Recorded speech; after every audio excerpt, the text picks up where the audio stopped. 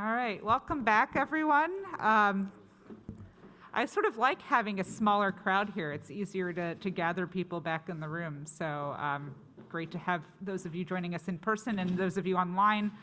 Please feel free to continue sending in your questions. I thought it would be nice for me to just appear once so you know who you're talking to on the internet.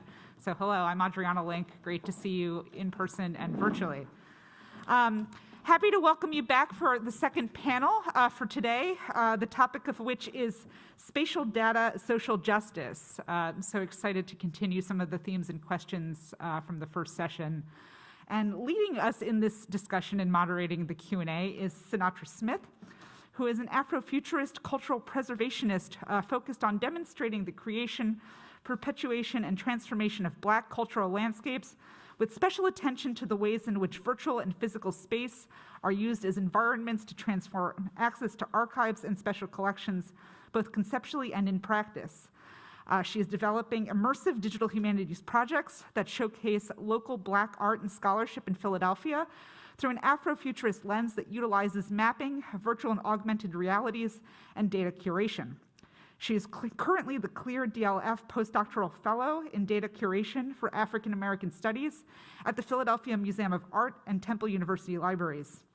Outside of her fellowship, she has consulted as a researcher for the Hyattsville Community Development Corporation, the HBCU Library Alliance, the Association for the Study of African American Life and History, and the Association of African American Museums. So welcome to Synatra and to the rest of our panelists. And I'll invite her to introduce them to you now.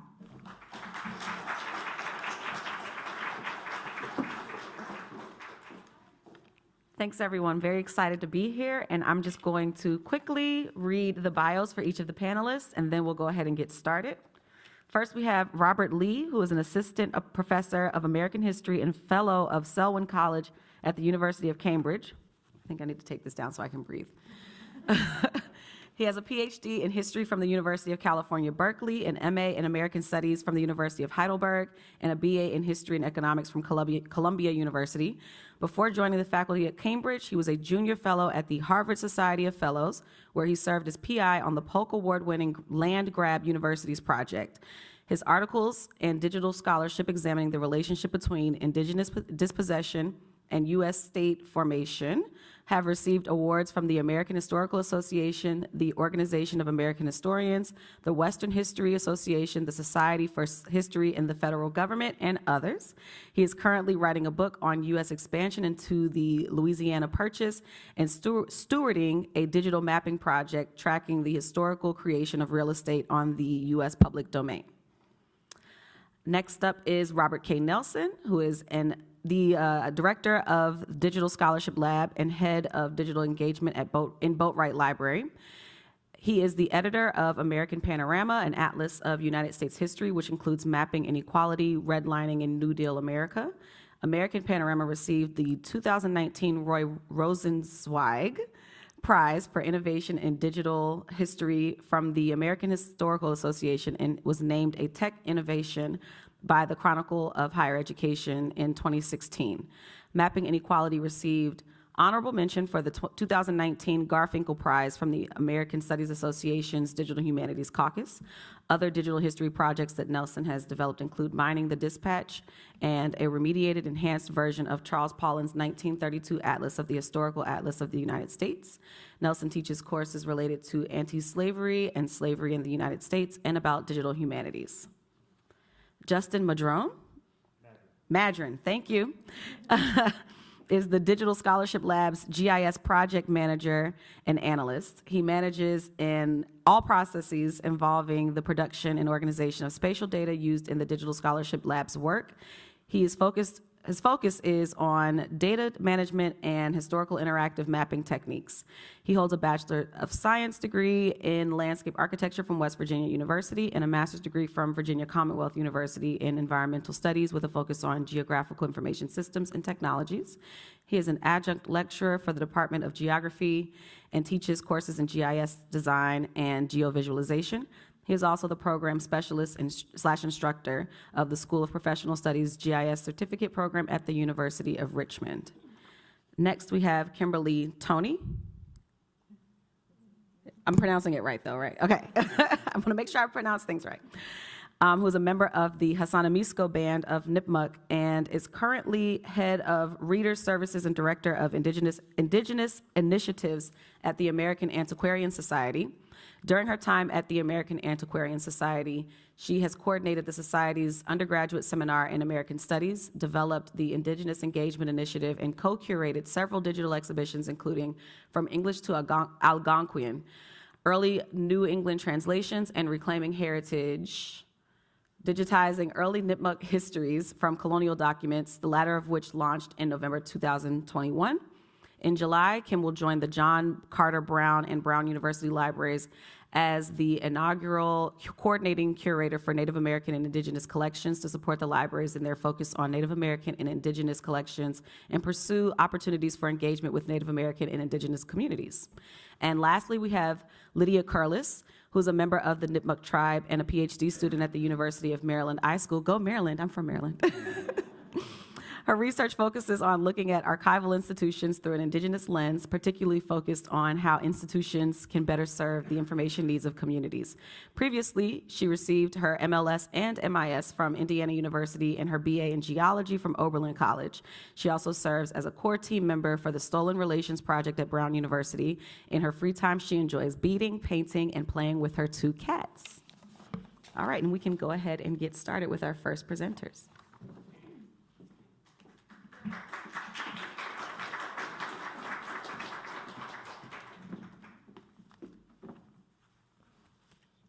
Wow, great. Thank you for that introduction. Thank you, too, to the organizers for putting this together. I think it's been 7 years since I've been at the APS.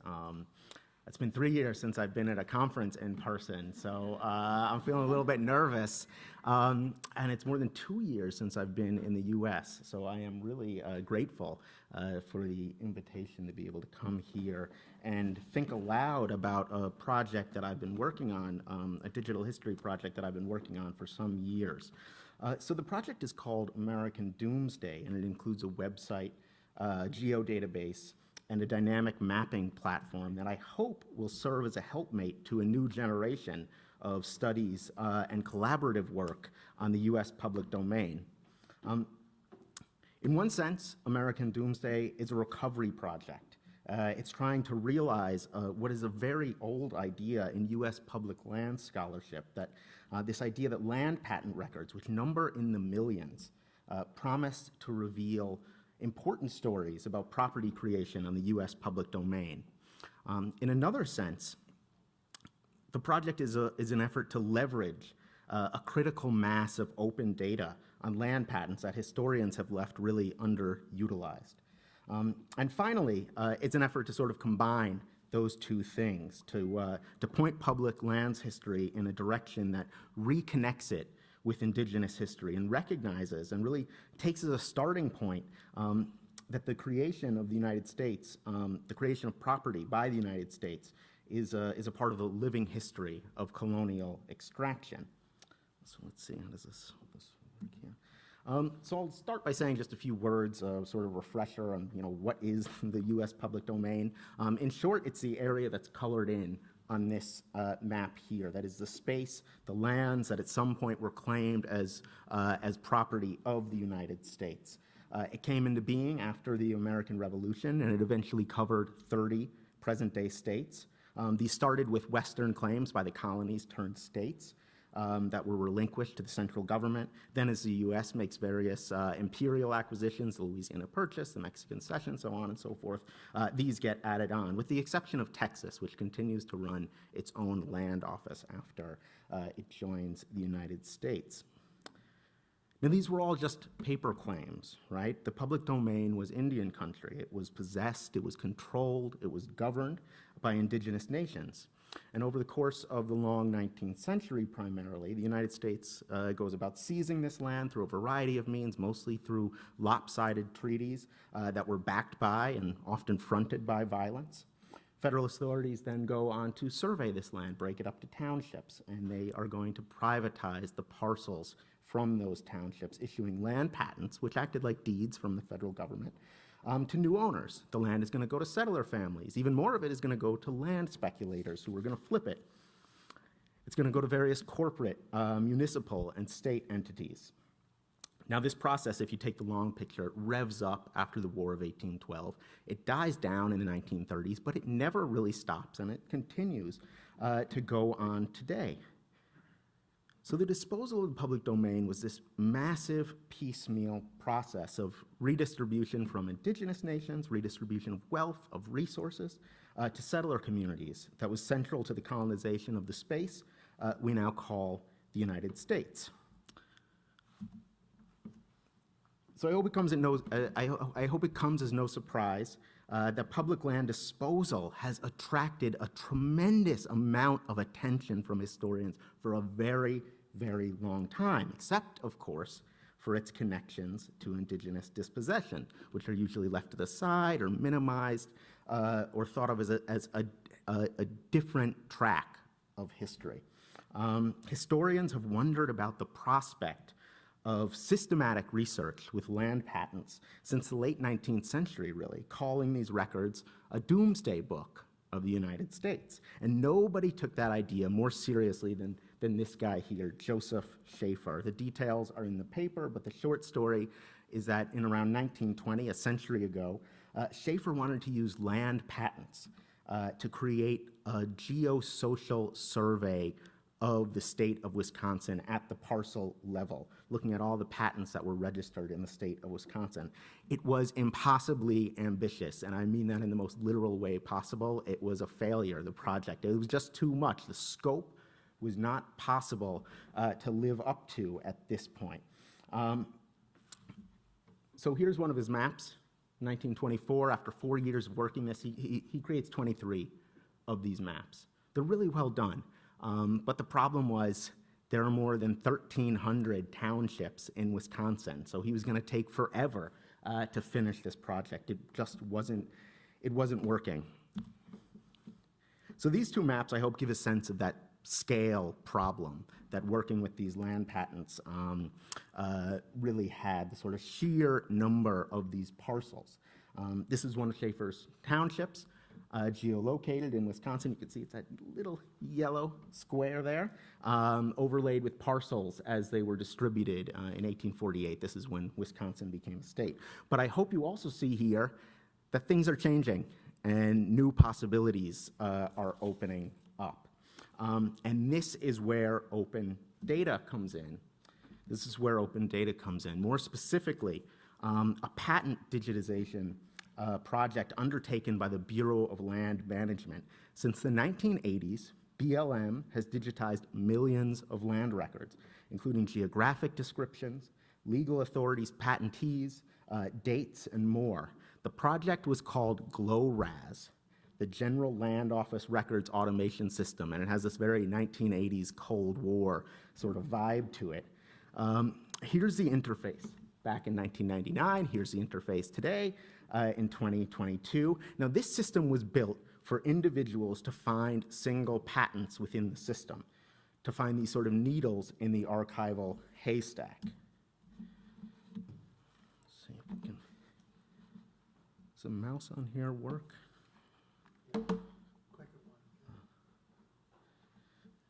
So, turn that approach on its head. Figure out how to map the parcels, and you can start looking for patterns in the whole haystack, or just watch US property creation spread like a virus across the continent. Use tools in GIS to put the data in contact and conversation with data on the taking of indigenous land, and you can link indigenous and public land history in radical new ways. This is what the American Doomsday Project is up to. So the animation that you're watching here tracks the spread of over 11 million land parcels privatized across the public domain year by year, combined with data on indigenous land cessions and imperial claims. It shows the property conversion process as it unfolded. This data set makes it possible to see who acquired these parcels, when, under what legal authorities, but also who the land came from and how it came into US possession. I'm using this resource in my own work to think about the relationship between Indigenous land cessions and the growth of the United States. And the project is going to make all of this data available, along with tools to explore and visualize it, to help others rethink the public domain and its legacies today.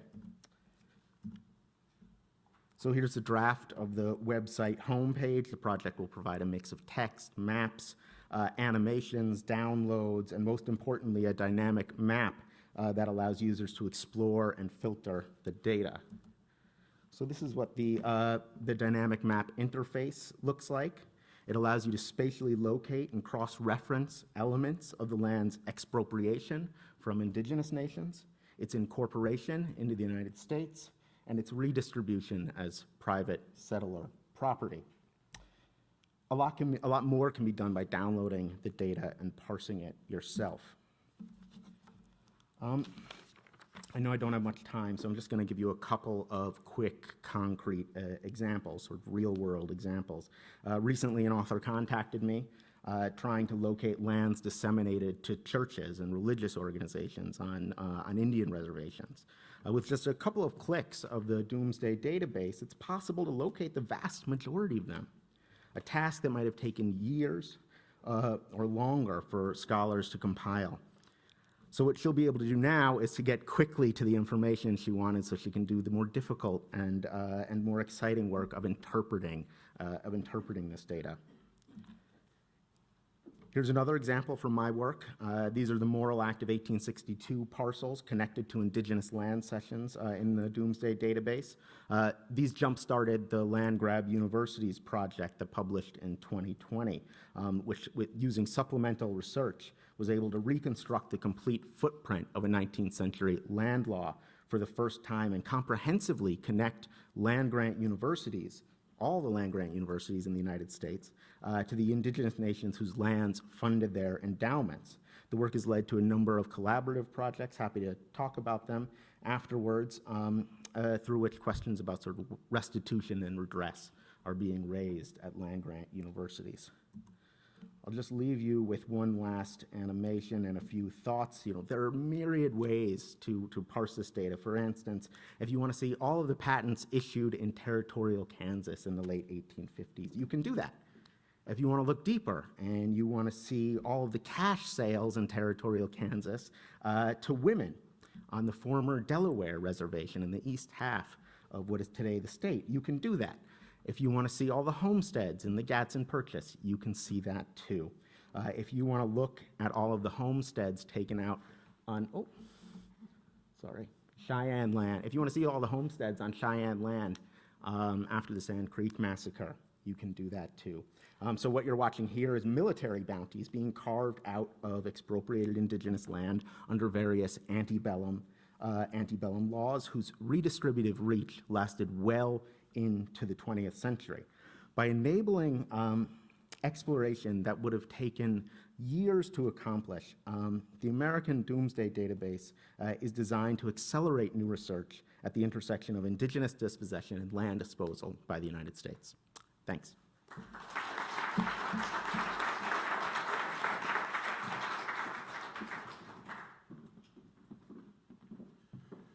Well, now I just want to talk about Robert's project for a bit, but I will actually talk about something else. But there is a transition here, right? So we're going to be talking about this project mapping inequality in the data set that's been pretty widely reused.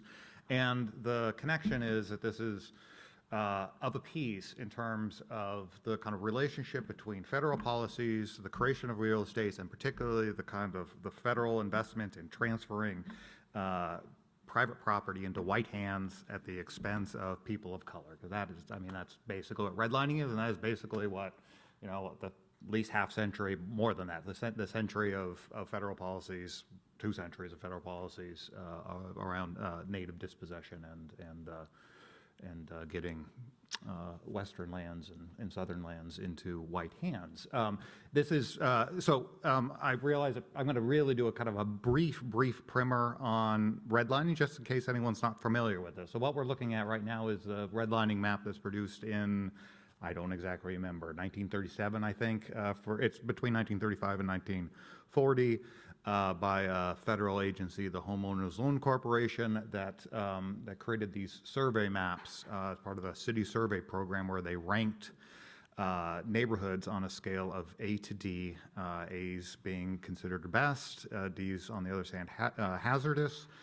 Between them was B, still desirable, C, definitely declining, and these were meant to be kind of like data tools and visualization tools that provided some kind of sense of the security. Part of that is the risk to lenders, right? They're not really super concerned about individual buyers. They're more concerned about making sure that in the midst of the Great Depression, that the real estate industry gets stabilized and is on a solid foundation to restabilize that part of the economy, and with it, things like construction. So I say that, and they are concerned about people in certain respects, because these maps definitely served the interests of white homeowners or would-be homeowners, that particularly as they were moving into the periphery of cities, into emerging 20th century suburbs. And you can kind of see that pattern here. So the colors are green, blue, yellow, red. And the dot is where we are, which is, and you can see from the city center a kind of target pattern, where there's red in the city centers, and as you move further and further out, the grades start to get higher. Yellow as you move a bit north, and then in the kind of northern suburbs of Philadelphia, you have a lot of B and A neighborhoods. And I just kind of want to give you a kind of just a quick look at, so I'll zoom into where we are. And look, around us were neighborhoods that were all labeled hazardous and redlined. And another very powerful thing about this is they have these area descriptions attached to most of these, which provide some kind of textual explanation. And it is a kind of 1930s database, essentially lends itself to digitization and into a data schema, where they collected some information about these neighborhoods, and particularly I'll draw your attention to their interest in the inhabitants, and they were particularly interested in issues of race and ethnicity. So they want to know how many foreign-born were in a neighborhood and how many African Americans were in a neighborhood, and they both characterize both of these as an infiltration of an undesirable population. That word infiltration obviously has these kind of military connotations of an enemy that is penetrating behind some lines and compromising something, right? Compromising some security, and in this case, it's property values in those neighborhoods. And we're looking at D17 just to the south of us, and this area. One of the reasons it's redlined is that it has 10 to 15% of its populations were African American, and 60% were a mixture of the foreign-born. I will just show one other. Just click on one of these. It's basically the same point to reinforce the point. Just to the north of us, there's in this case there's a. Here, I'm going to show the map.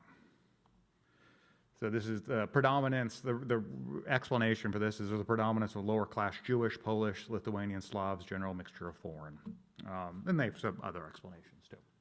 So this project we launched in 2016, and we immediately started to get queries from people that we didn't anticipate. So I think a week or two after we released it, somebody wrote and said, I'm working on, with a team on lead exposure amongst children, and would like your data set. I think like 2 weeks later, somebody wrote and said, I'm working with a team on lead exposure amongst children and would like your data. And I was like, okay, well, that's like an indication that there's audiences for this that we did not anticipate. And of course, we gave the data. When we did a second version of this, we really upped this. And so we've got a kind of a page I think is pretty well trafficked, where we give away the data as shapefiles and GeoJSON, and people can go in and find any particular city and get whatever they want. So we give the scan away, we give the georeferenced image, the shapefiles as GeoJSON, and the area description. So it's basically everything available. And it's the subject of our paper is kind of the use of this by those in fields that are pretty far from history and the humanities. And as that kind of that brief anecdote about the the folks that are working on lead exposure was indicating a big chunk of the audience for the data side of this has been on, I'd say, environmental and medical researchers, and particularly, well, I mean, almost exclusively, environmental and health researchers that are interested in exploring the antecedents and reasons behind disparities of environmental exposures and health risks and morbidity and mortality in the U.S. And so there's been a really, really robust literature that's been produced using this data set. There's a sampling of it that we review in the paper. But I mean, just as a kind of quick Google Scholar look, I think there's like 150 citations in the sciences using this data set. And in some ways, it's kind of become the go-to data set for thinking, as kind of serving as a proxy for 20th century spatial proxy for 20th century institutional racism. And I guess the question motivating our paper, which I'd really welcome anybody's any thoughts about this kind of initial draft we put together. The question that motivates it is one I'm not sure we're totally satisfied that we've answered, which is if we've got all this new research on heat islands and lifespan differences in prenatal birth and green space that uses this data set, it's a like there's a little bit of hesitation for us. It's like, you know, this is an important data set for sure, but there's some major reservations amongst historians about the actual impact of this, right? That these maps weren't widely shared in the 1930s, and it seems pretty clear that that Holk wasn't they were definitely they were less a practitioner of redlining and more of a this is more of a window into federal racist housing policies and academic policies as well, and less of a key to understanding how that is implemented on the ground. This is more, the implementation of this happens at the Federal Housing Administration, which is a different branch of the U.S. government. So the question that we ask in the paper is, like, how do scientists deal with this question of historical causality? And I think the answer we come up with is actually pretty sophisticated about this. They don't over-attribute too much significance to Holk, qua Holk.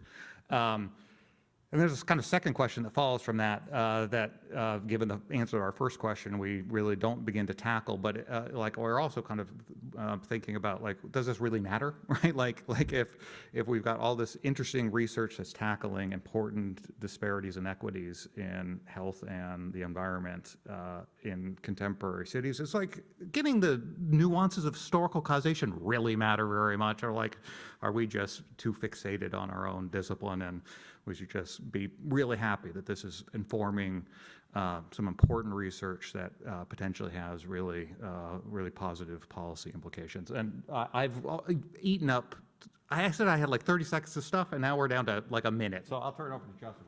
I'll be quick. I just wanted to talk a little bit more about the kind of the data side and expand on what Rob was talking about. So in the second version of Mapping Equality, we created this really robust data download and data access, if you will, piece to the site. But what we started to find is that wasn't always the best place for some people, right? So we expanded to different avenues and different locations. And I think when we're talking about open data, just putting data out there is great, but finding it and usability is really important as well. And so I am not an historian. I'm definitely in the data and technical side. So what I've been thinking about is how to make this more accessible to folks in different avenues, right? And so some people come to this and say, I want the data, what is a GeoJSON file, right? And so over the last year, we've been getting a lot of requests for this data and folks not knowing too much about the spatial analysis side of that. And so we're kind of wrestling with this idea of expanding that reservation that Rob was talking about of this data set, right, and putting it maybe in the hands of people who don't understand it as much, or how to work with it in the correct geospatial way. And so what we're what I'd love to get, yeah, what Rob said, I'd love to hear from you folks on thoughts on that. And, you know, from a technical side, there's ways for us to make this data set easily available and people can pull it into their data sets and work with it. But then that raises more questions about, you know, do they understand what's going on with the data set? Is the analysis choice that I use to aggregate this data set the correct one or the one that is appropriate for their field? And so there's a lot of kind of, you know, geospatial and data analysis integrity questions that kind of come up with this data set. And we're seeing it across multiple fields in the environment, public health. And so we're wrestling with that idea of so many people using this data set, which is fantastic, but using it in the correct way. So I'll leave it with that. Thank you.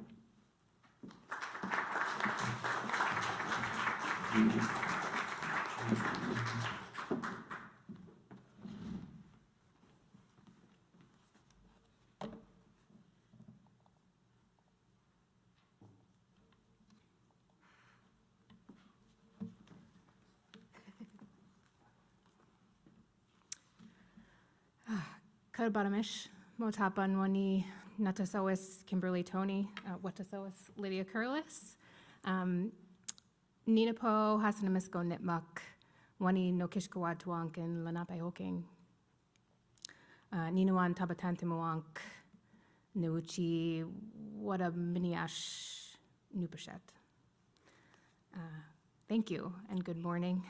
My name's Kimberly Toney. You all know Lydia. We are members of the Hasanamisko Band of Nipmuc, and I said it's good to be with you here today in Lenapehoking, and we especially give thanks for this season. This is strawberry season, the strawberry moon time here.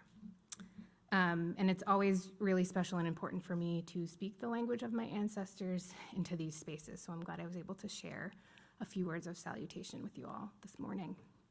And Lydia and I also, before we begin, want to recognize and acknowledge the history and continued presence of the Lenape people as we convene on their homelands.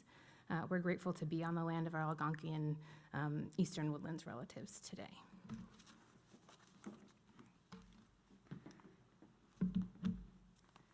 So hopefully we'll do better with the slides this time. Oh, there we go. Okay, so as Indigenous women, it is our belief and central to our roles as community members and researchers to situate ourselves in our positioning within the work that we do. As library professionals and researchers at colonial institutions and as active members of our Nipmuc community, we have become increasingly aware of the need for robust and equitable access to special collections and archival materials, especially for marginalized communities. We understand that there are complex issues tied to the legacies of erasure and systemic violence enacted upon our community, and that digital projects can be, but are not always, one step forward in mitigating inequitable access. As we sit between our community and our work, we acknowledge that we must balance community needs with current field practices, which often provides unique challenges.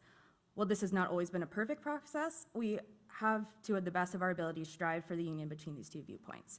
And before I move to the next slide, I just want to point out that kind of tied to our talk today and reclaiming our knowledge, in these pictures, Kim is beading, and I'm standing in front of a corn crop that was actually gotten from this US seed bank, and it is a traditional crop that was grown in our homelands and hadn't been, and my sister, who is a farmer, was kind of the first one to bring that back. So that is something that we've been actively doing in our community. Okay, so as we sort of walk you through what I feel is a real case study into sort of phase one of doing these sorts of projects with systemically marginalized communities, I want to just give you a little bit of background about the Nipmuc people. So the traditional homelands of the Nipmuc spread out across the places known today as central and western Massachusetts, northeastern Connecticut, and northwestern Rhode Island. The tribal community is represented by several bands, historically and still today, linked by kinship ties, trade routes, and other alliances. The English translation of Nipmuc to freshwater people notes our deep and ancestral links to the multitude of lakes, streams, and rivers found across Nipmuc homelands, and our people's intimate knowledges of ecological systems and cycles of scarcity and abundance along these waterways, swamps, marshes, and inland planting areas.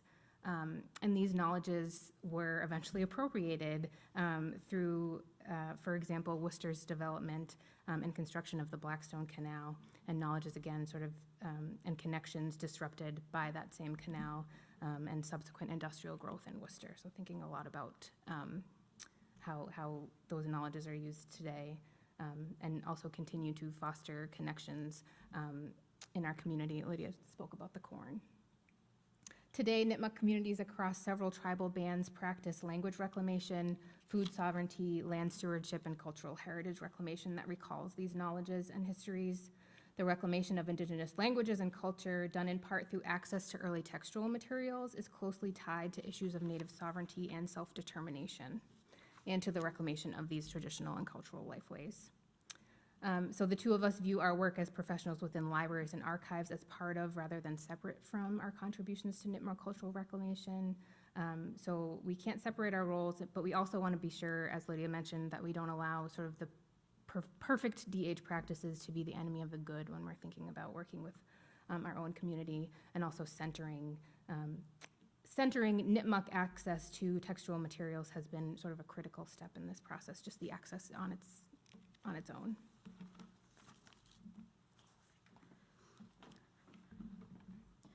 So this project, the Reclaiming Heritage Project, came out of a need for our community to access important documents, data, if you will, that are not often easily accessible to our tribal community. Through the long history of settler colonial conquest of the Nipmuc community, these institutions and perpetrators of these violences have forced assimilation, genocide, and other mechanisms to erase our histories and separate us from our knowledges. Today, these documents are often held in colonial institutions. In addition to the institutionalization of colonial power in these cultural heritage institutions, we must also acknowledge that these spaces are built on stolen Indigenous homelands.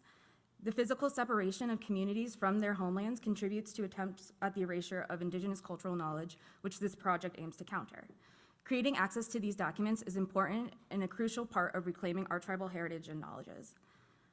The reclamation of Indigenous languages and culture through early colonial documents is crucial to regaining sovereignty and the right to self-determination. So, in other words, these documents are also relevant to understanding and reclaiming these lands that were stolen through settler colonial policies and educating our future generations. I'll be up here for a little while now. So Reclaiming Heritage, Digitizing Early Nipmuc Histories from Colonial Documents is an online exhibition we created that addresses equity of access for Nipmuc tribal members and Indigenous communities more broadly by providing free digital access to materials related to specifically Nipmuc history, language, and community.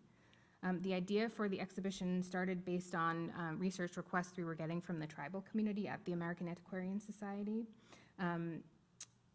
Leadership was coming in to look through language materials. Very few people in the community, 1 or 2 people in the community, were coming into AAS to look at these things. And also the idea sort of sprung out of at the 2016 completion of an online exhibition on Indigenous language resources, and that exhibition, titled From English to Algonquin, I guess was intended to inform a large audience beyond the network of fellows and researchers at the American Antiquarian Society who are very much not Nipmuc community members. That works foundational to 21st century native language reclamation were available to anyone who visited the AAS reading room. Of equal importance, however, was the fact that the exhibition explored the contributions of those who labored in translating and printing works in the Algonquin family of native languages. These were people who were Indigenous themselves and who had been almost wholly left out of the history of printing and print culture in colonial America. So some of the language materials that were presented on the site and some of the materials that researchers were coming in to look at were already digitized, but only accessible through proprietary or institutional subscription-only databases, which are themselves real barriers to equitable access for tribal people and entities. And the manuscript documents, land deeds and such that Nipmuc tribal members were researching were not digitized at all, so were not accessible outside of the walls of the Antiquarian Society itself. So in 2019, AS applied for and received a small digitization grant through a Lapidus Initiative Fellowship for digital collections from the Almohandro Institute. The grant supported cover-to-cover digitization of pre-1820 language materials, providing greater access to the materials for our tribal community. Fulfill the requirements of the grant, AAS partnered with Nipmuc scholars, Lydia Carlos, Cheryl Hawley, who's the current Sunk or chief of the tribe, and Ray Gould, who's our tribal historic preservation officer. I directed the project as an AAS staff member. And as a team, we selected several pre-1820 Algonquian language imprints in the AAS collection that were not already freely available digitally elsewhere. And AAS then matched grant funds for the digitization, which enabled Chief Hawley to select and prioritize manuscript collections to be scanned and added to the project. And community member involvement in the selection process meant that tribal members determined which collections were digitized, rather than having the institution determine which of their collections were digitized for community access. So in Indigenous communities, community-based projects require input, approval, buy-in from leadership. And it's important to honor community and institutional relationships in respectful and reciprocal ways. Continuous engagement with tribal leadership was central to the production of the exhibition.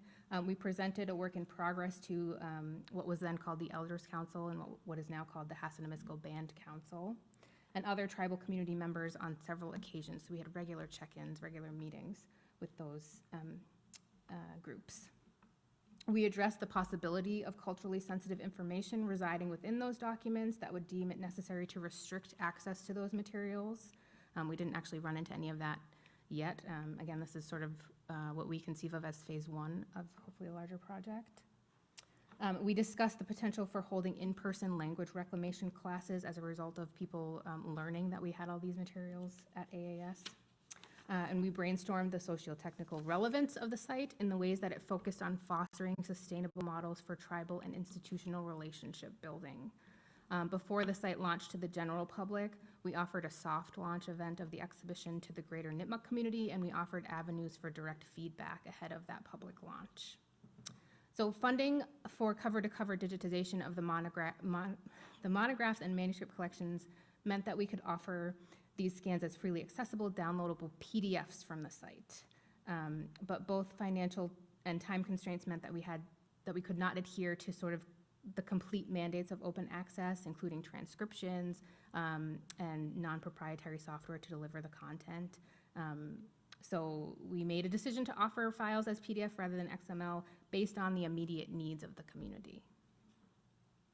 And I just will quickly, since we're short on time here, just talk about how these resources now essentially double the number of pre-1820 Algonquian language work texts that tribal members have access to in their work to reclaim language.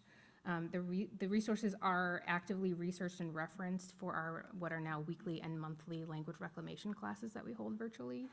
Manuscript town documents that include deed information, hand-drawn plot maps, accounting information for payments made to and from trustees for Indians at reservations like Hassanimisut, and accountings of land transactions are useful for land rematriation efforts happening today amongst the tribe through entities like the Nipmuc Cultural Preservation Group and other cooperatives.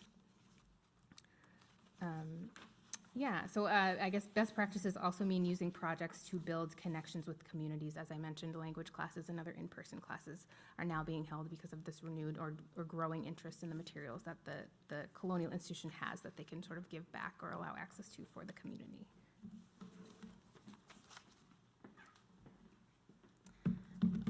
So I will do this as briefly as possible. So we kind of, we're constantly balancing tribal needs with the systems and projects constraints. So one of the main concerns has been who has access and control over these records. So obviously the documents exist within the American Antiquarians collection, but they do provide essential information for our community. And historically they haven't been accessible, as we've kind of talked about. But in our grant funding, we were required to make everything public.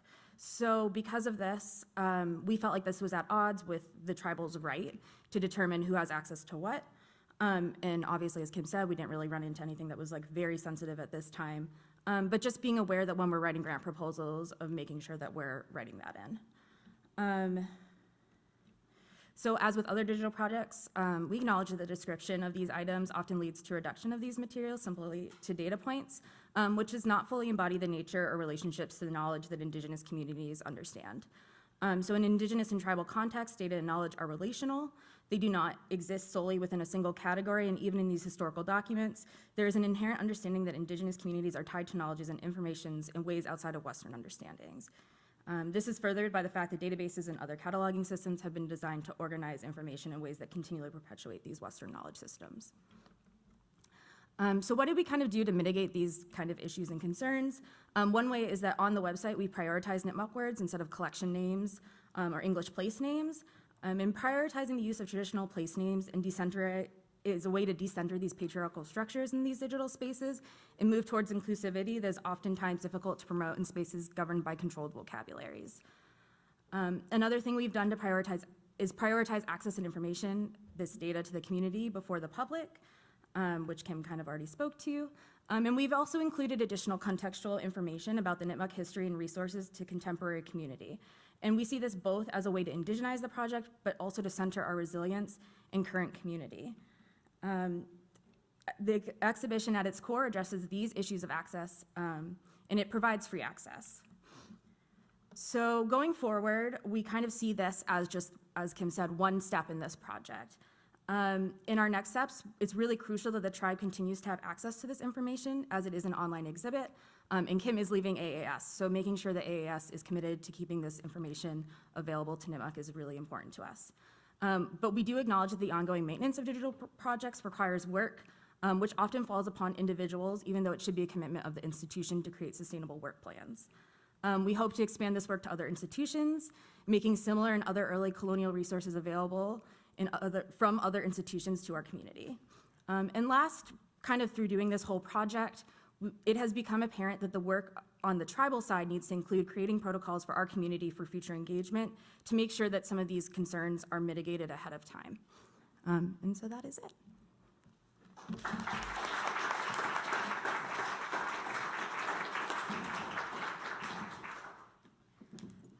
Thank you to each of our presenters. These were phenomenal presentations. I'm very excited to get into them a little bit more through some questions. So I'll start with a few of my own, and then I'll take some from the audience as well. And the first question, it really builds on what Lydia and Kim were talking about, which is community engagement and connecting target audiences at all levels, including UX design, which I believe someone else mentioned as well.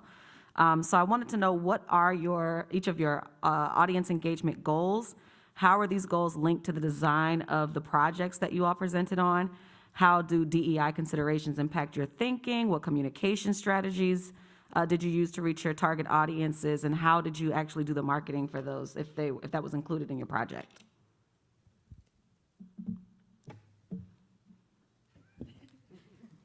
Is this okay? Yeah, I think we sort of talked through a little bit about how we did all that, but it really was close and very connected engagement with tribal leadership from the very beginning, allowing them the agency to really do the work of selecting the materials, but also making sure they were at the table every time we had something to discuss about the project. And I think we talked a little bit about sustainability at the end too. It's very important for us that this project continue to be led or sort of that the institution continue to be in conversation with a Nipmuc person anytime more material gets added to the site, things like that. I don't know if you have anything to add. Yeah, and I guess it's also like, as an institute, like, I think because I see it from both sides, like, institutions have their own concerns and their own desires and their own needs and their own stakeholders.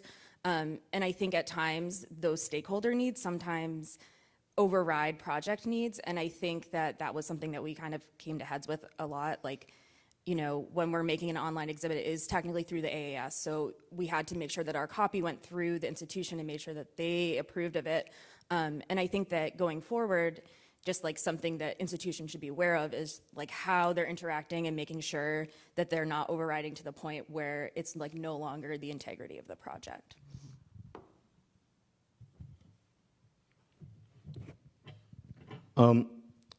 Well, my project hasn't been published yet, so there hasn't been any marketing or anything along those lines. But in terms of community engagement, I guess the strategy is post-publication to provide this material to communities to see how they want to use it, if they want to use it. I mean, this was the strategy that we took at sort of the trial balloon project out of this one, the Land Grant Universities project, where after publication we went to speaking events at Indigenous GIS. They have an annual conference. We're speaking with different groups. We're connecting with tribal GIS organizations who are interested in developing this work further and trying to build out collaborations that connect out from the resource.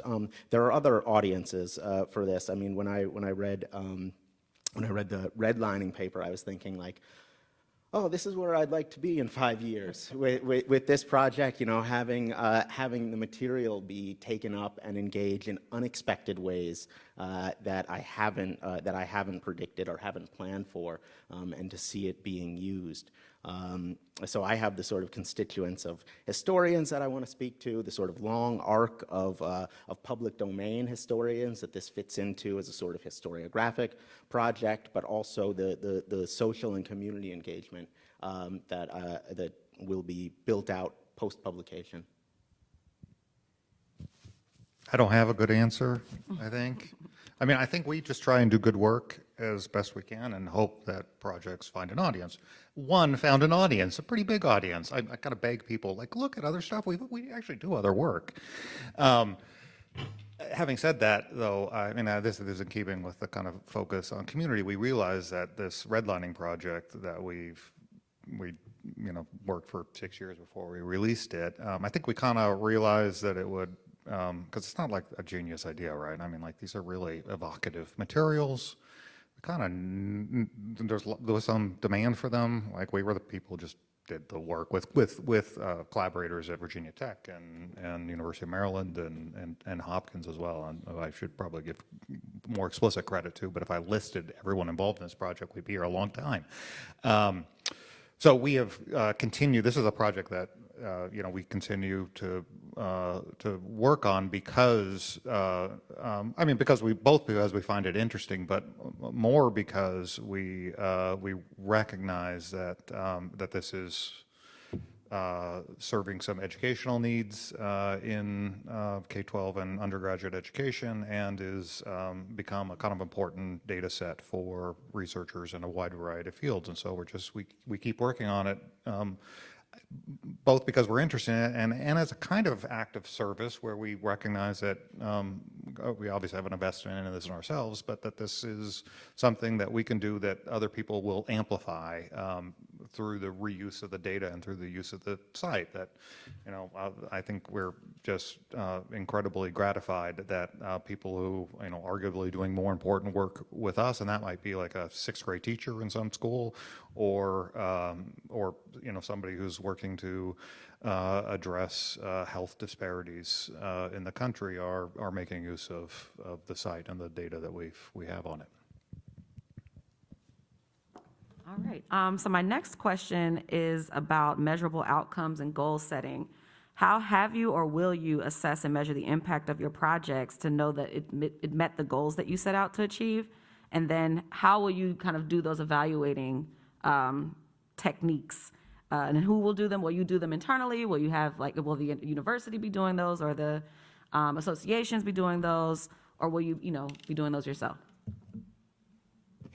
Quick answer to that one. I think in some ways this paper is that. It feels a little almost narcissistic. I'm kind of partly I feel like there's kind of some interesting reflections and interesting analysis that can be done thinking about the redlining data set and its uses across a variety of fields, but also kind of feels navel-gazing for us to do this ourselves.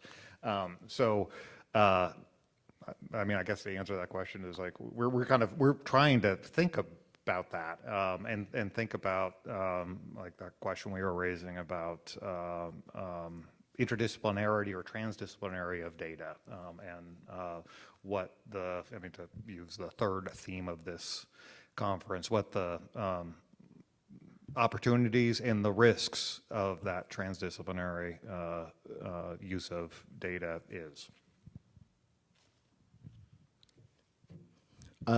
That's a great question because I don't have the answer to it, and because if I did, I would be the king of the ref in the UK where I teach, and everything all the time is about impact and how we're going to measure it and assess it. And it goes along. I mean, this is something I'm very interested in. I'm very interested in public engagement and public scholarship.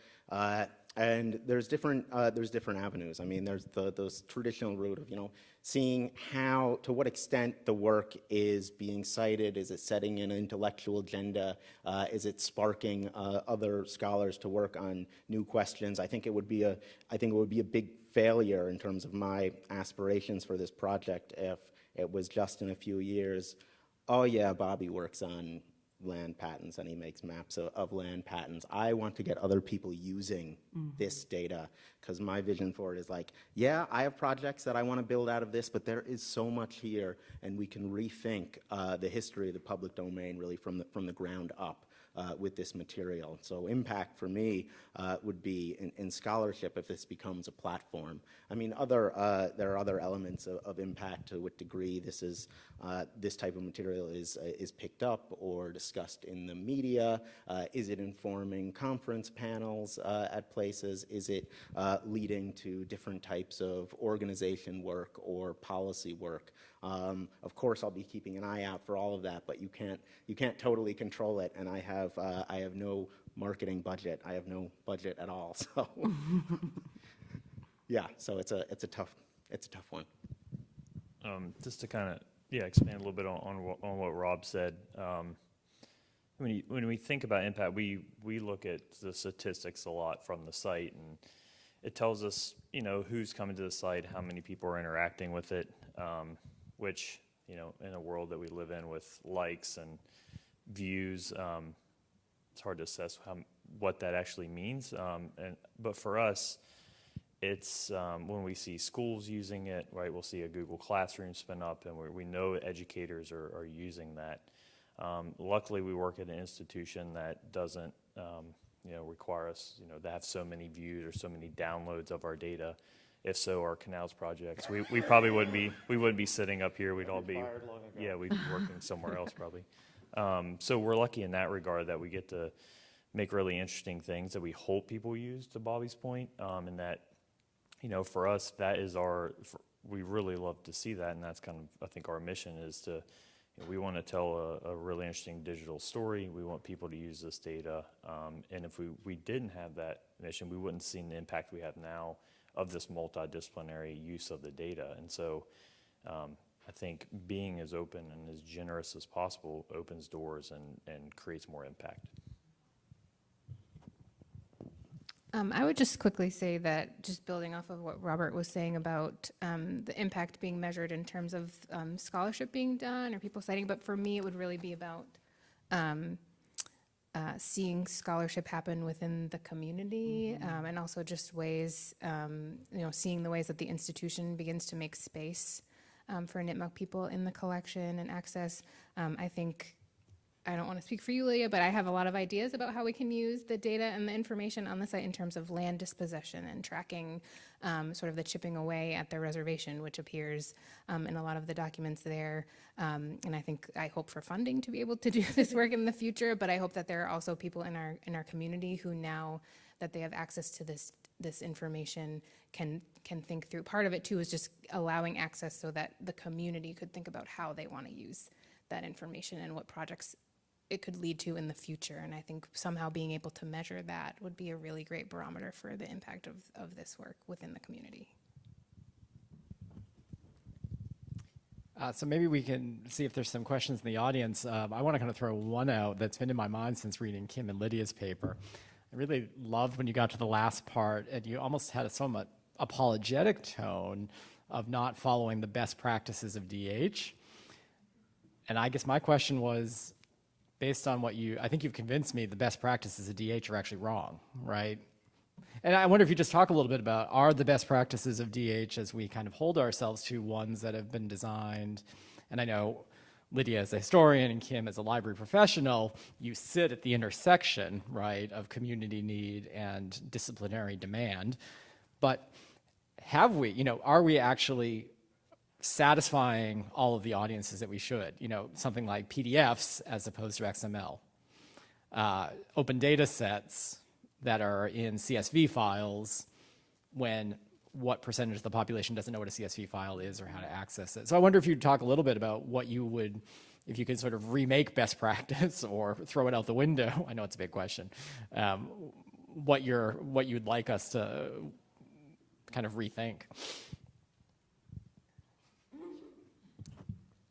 So I think about this a lot. I'm a PhD in archival studies, so I think about archives a lot. And I've been thinking a lot recently about like embodied information and kind of the connections to things. And I feel like oftentimes when you do digital projects, they're very reductive in a way. And one of the things that I really appreciated about doing this project is that as much as we could, we were trying to maintain the integrity of the document. So by having the high quality scans, so it's not perfect, but to even get access to that, I think is really important. But I think that it's really about who your audience is. And I think that instead of DH practices being this one specific monolith thing, it needs to just be very flexible. It needs to be about what, one, what your project agenda is, and two, if you are working with community, what does your community need?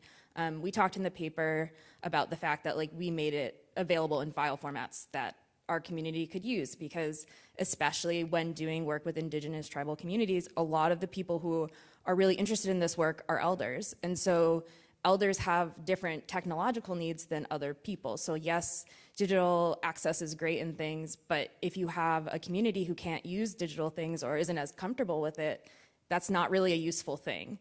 And I think that oftentimes in community work, right, we have these grandiose ideas and we want to do all these very complex, cool things because DH can do a lot of cool things. But if it's not useful, it's really, then the project no longer is useful.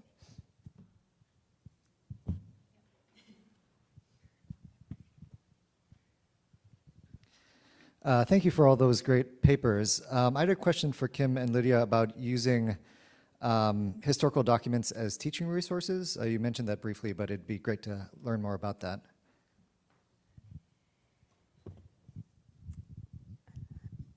Yeah, I guess thinking about, so I in my work now have talked about this exhibition with class groups that have come in, have welcomed or talked with Native American Indigenous Studies classes. It's really great to get at issues of identity and dispossession and subjugation through looking at these documents. There's a set of documents on the site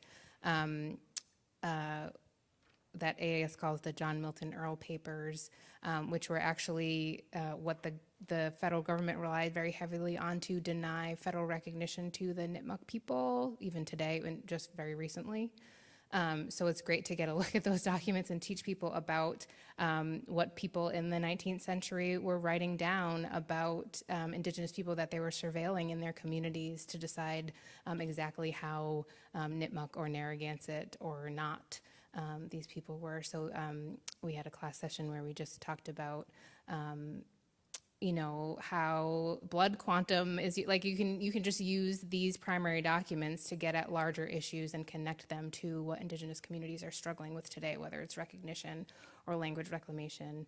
How were people surveilling other people? What were we thinking and talking about when it came to blood quantum? And how were people receiving funding when their spouse died in the Civil War and they needed to pull a pension, and somehow they were told that actually we're going to put someone in charge of your money for you because you're a ward of the state, and you actually can't pay your taxes right now, and we're just going to take your land and your pension goes away because you owe us that money. All these sort of issues that actually impact the tribal community today. I think it's really great to be able to have access to these documents and tell the youth in the tribal community will have a greater context in terms of sort of navigating the world we live in today and the challenges we face as a tribal entity through looking at and having access to these documents. Yeah, and I'll just quickly add on that at least for the books and things that we digitize, they're all language And oftentimes, especially for communities that were colonized really early, these are the only documentation of our language that we have. So a lot of the work that goes into language revitalization comes from these documents because it is the only written versions. And obviously, in Western epistemologies and Western knowledge structures, written word is prioritized over everything else. So even though we are a community of oral tradition, we were often not allowed to practice our language. So in kind of coming back to our language, we have to rely on these written documents, which is a whole thing. But yeah, so like these documents also provide some of that fundamental structure that we kind of will need to kind of rebuild the language. Thank you. We got one over here. Hi, thanks everyone. Three really great projects, and really fascinating to hear you think through them with us. My question is about maybe building on the two prior questions, sort of best practices, but also the question of education and sort of the uses maybe of these, to get the uses of part of the conference too.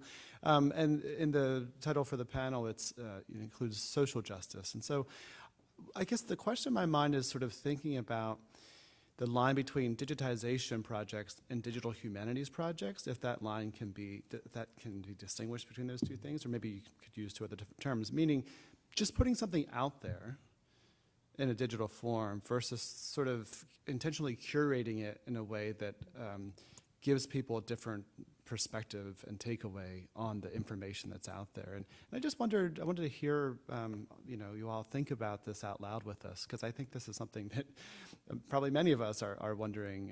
What is your obligation to not just put something online and make data sets available, but actually to use that to undo harmful narratives in U.S. and sort of, settler colonial history? Thinking about like land loss, which so many Americans think is a natural process, right? It was inevitable. So what could a project like that do? And I'm sure that you are in different kinds of ways to sort of unseat and unsettle those kinds of narratives. Thanks. I'll try to be brief because I've given this question a fair amount of thought. Mapping equality, I have colleagues in the history department, and I think they don't think there's enough interpretation in this thing for it to, and enough argument for it to like be what they do. And then I have colleagues in the library and the which actually where I sit in the university, and though I'm not a librarian, and they look at this, and there's far too much interpretation in this for it to be a digital collection or archival project, digital archival project from their perspective. So it kind of sits between these two things, and I lean towards thinking that there are I think our approach to this is to have a kind of curatorial framing that leads people in a particular direction and directs them in a kind of interpretive direction and nudges them where we just think is going to be useful. I mean, this is kind of both about our sense of what this archive is, but also just we just don't think all the quantitative data about housing values is particularly useful for most people, right? And they want to get to the clarifying remarks in the area descriptions because that's where there's kind of more interpretive meat, right? So you were looking at our project, and we have that transcription, and we have by default we have a selected view, which reorders these things in the order we think. Like this is where our eyes go when we first look at these documents. We read the clarifying remarks, we jump to the inhabitants, we usually skip over I do at least, the history and rental values, quantitative data, and so we just don't display that. But you can click see full and see a kind of more true to the form view of this thing that goes from 1 to 14 or 1 to 8, depending on the area description or whatever. But we again, like this, we have that kind of that curatorial selected view to nudge people in a certain direction, and we're amplifying that in the coming version. So we have a grant from the ACLS. And the big portion of that is to include introductions for each city. So we've got 200 introductions we're in the process of commissioning and including on the site, which will provide some kind of interpretive context and kind of actually quite wide-ranging interpretive takes on these Hulk maps, and some looking back further into the past before 1930, some really focused on today. Like I think we lean towards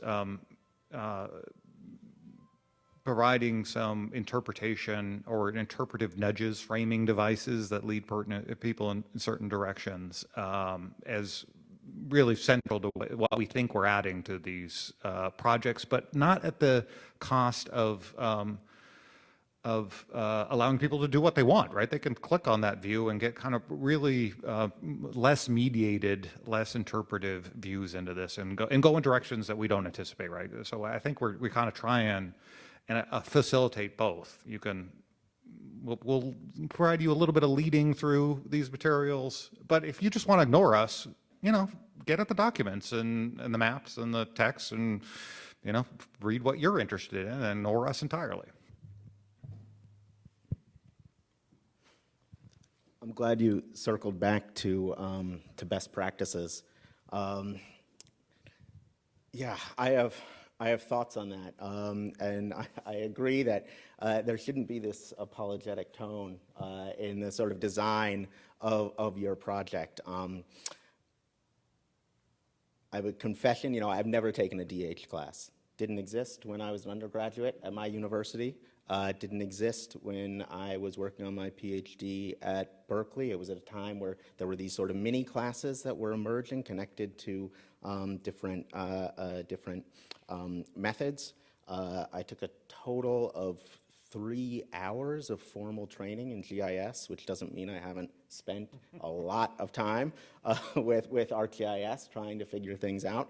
But what all this comes down to is that, I don't know what best practices are in DH. Maybe I'm about to get crucified by the two guys on my left here, but I don't know what best practices are. And to me, best practices are the practices that help you answer the questions that you're interested in, and to do it to your own satisfaction and to the satisfaction of your reader. So when it came to learning GIS, I only learned the tools that I thought would be useful for answering the questions that I was interested in doing. And the questions that I'm really interested in is, how do you move beyond this sort of generic understanding that the United States is built on indigenous land to a rigorous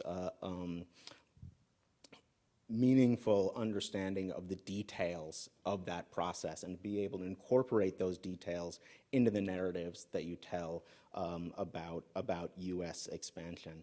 And my approach, as you could probably see from the presentation, I would describe as sort of relentlessly empirical, trying to identify all of these parcels where they are. But it also benefits from, and this goes to your question about sort of curating data and what's a sort of argument embedded in the curation that goes on here.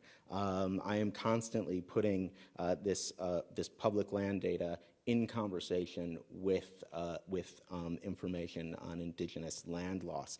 And that is a narrative intervention that benefits not just from these sort of methods in ArcGIS, but also from the development of settler colonial theory and its rise over the last 30 years or so. I know in my paper I sort of outlined that interest in public land sort of bottomed out in the late 20th century. As the cultural turn came, political economy of land disposal got left behind.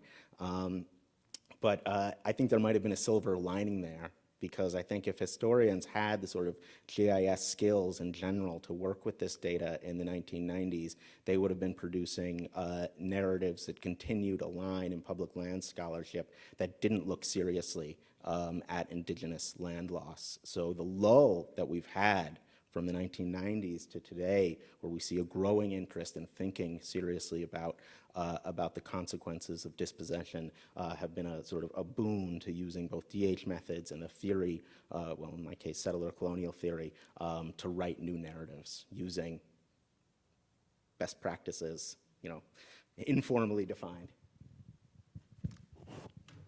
Just want to add a little something to that, Bobby. We're not going to crucify you. Yeah. I think it gets back to gatekeeping, right? And there's a lot of gatekeeping, I feel, in GIS. And I think knocking down those barriers, right? And using tools and using the best tools and discipline approaches, right? And going against those approaches to make a better project or make an argument for the audience that you're after. So I just want to add a little of that. Are we getting hungry? Did you have a final question you wanted to ask, Synatra, or should we? We're good. All right. Well, a round of applause for another fantastic panel, which has given us a ton to think about.